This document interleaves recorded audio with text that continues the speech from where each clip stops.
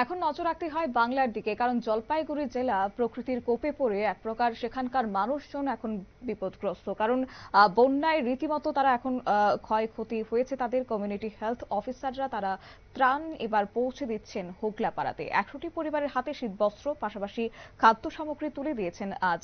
বন্যায় সম্পূর্ণ তছনছ হয়ে গেছে জলপাইগুড়ির হোগলাপাড়ার গ্রামটি, যাকে কেন্দ্র করে আজ তারা ত্রাণ সামগ্রী পৌঁছে দেন। তবে এই বিষয়কে বিস্তারিত কি জানিয়েছেন কমিউনিটি হেলথ অফিসার, শুনুন। ত্রাণ সামগ্রী দিচ্ছি আজকে। কি কি দেওয়া হলো? তাদেরকে ম্যাট দেওয়া হয়েছে, যেটা পেতে তারা বসতে বা শুতে পারবে। আর কম্বল দেওয়া হয়েছে, কারণ শীতকাল আসছে, সেই জন্য আমরা কম্বল দিয়েছি তাদেরকে একটা করে। আর যারা একদম বাস্তুহারা তাদেরকে একটা করে ম্যাট্রেস দেওয়া হচ্ছে।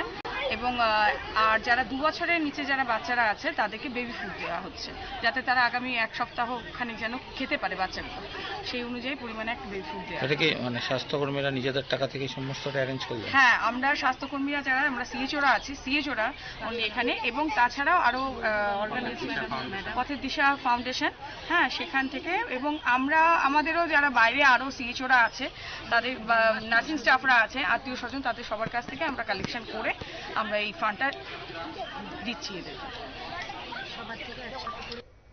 অর্থাৎ বিভিন্ন সংস্থা এখন সাহায্যের হাত বাড়িয়ে দিয়েছে এই হোগলাপাতা গ্রামের।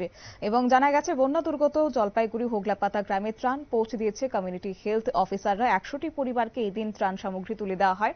আর ত্রাণ পেয়ে অবশ্য খুশি হয়েছে হোগলাপাতা গ্রামের মানুষজন।